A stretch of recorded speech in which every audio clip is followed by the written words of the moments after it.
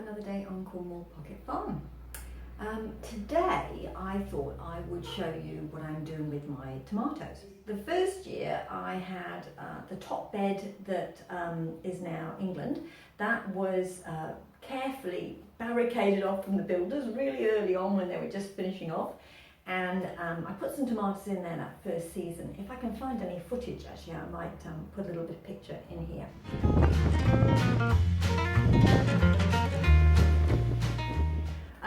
So that year, basically, I grew some tomatoes and they were massively hit with the wind. There was no protection across the garden like we have now.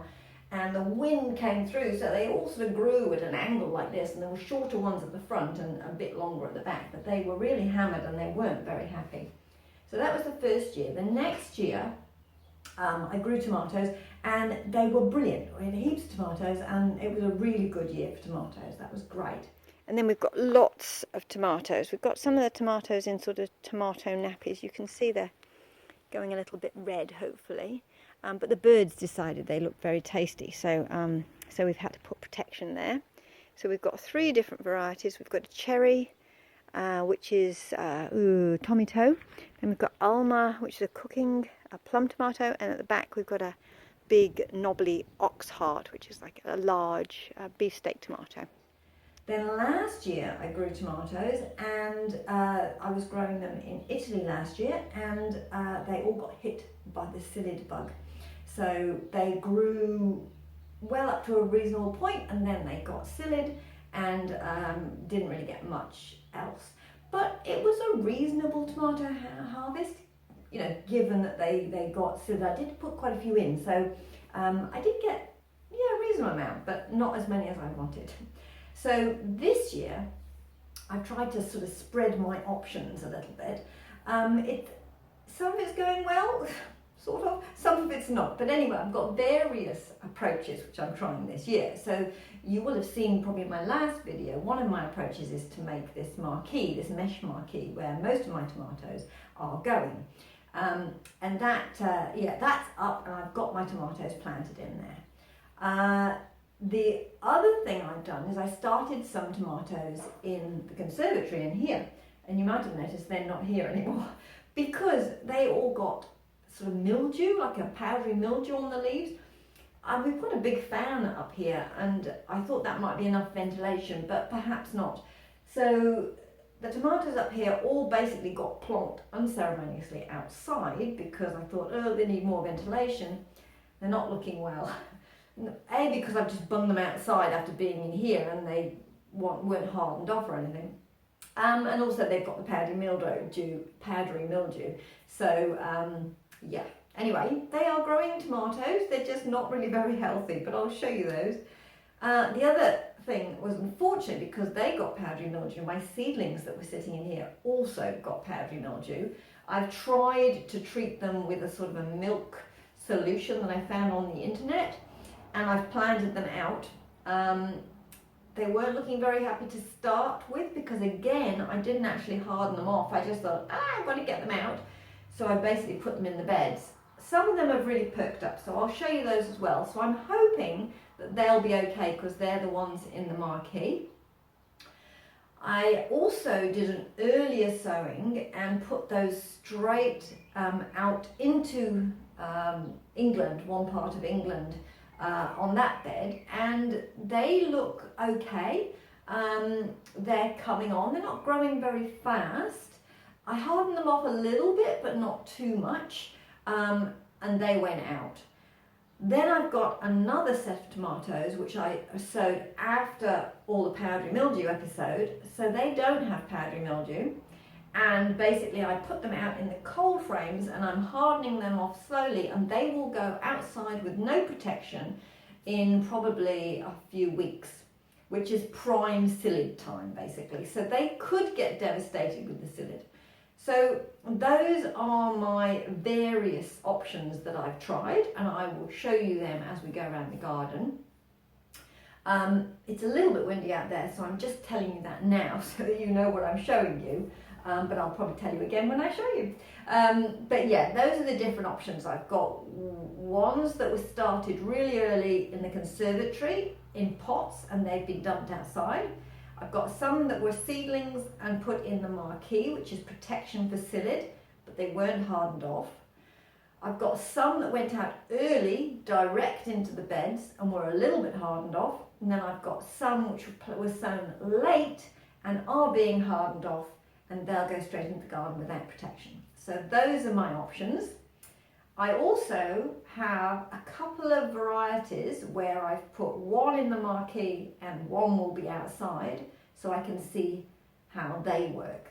Anyway, that's my experiment this year. I'm hoping out of all of that, I should get some tomatoes. But we will see. Okay, so these are the potted tomatoes, which I have now put all along the front of the house. They're looking a bit droopy.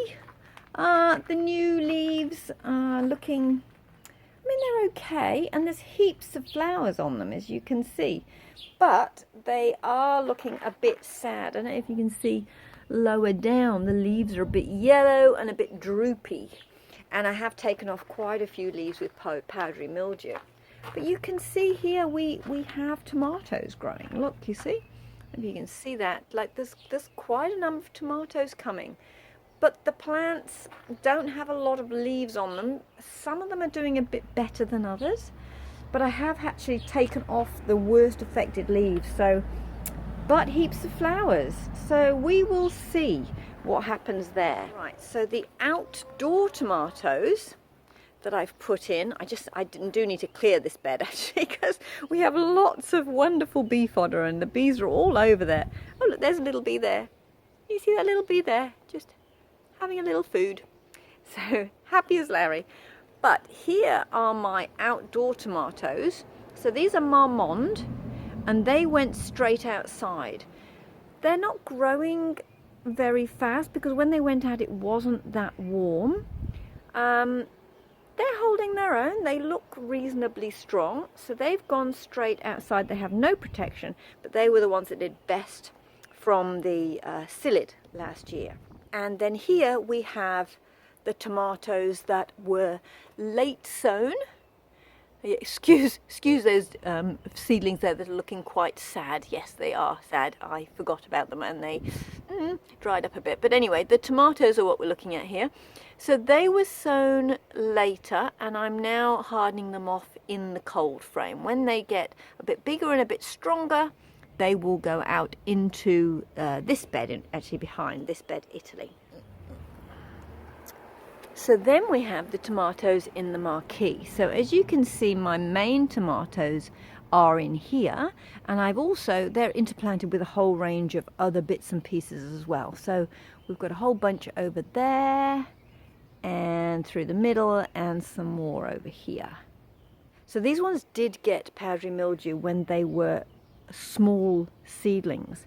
I keep looking on the leaves to see. Yeah, there's a little tiny bit still maybe on there, but I think that now they're in the ground, fingers crossed, hopefully they're going to be stronger and happier and healthier and hopefully romp away. Yeah, so they were looking a bit sad because they went out without hardening off. Some of them are doing better than others actually, interestingly, so I'll have to keep my eye on them, but I am hoping that they will be happy in here.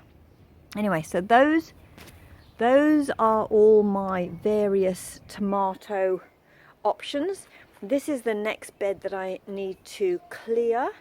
It does have the odd brassica still in there, but yeah, this one needs to be cleared. This is going to be courgettes this year, this main bed in the middle, London. So I've planted out pretty much this bed here, which is Birmingham, and most of the bed over here has been planted out. This one is Eutoxeter, and you can see now that our asparagus is coming through at the back, and we're eating that at the moment. It's absolutely yum. So this bed here is just gone to flower, and it's full of all sorts of bits and pieces, and we're not eating anything from here.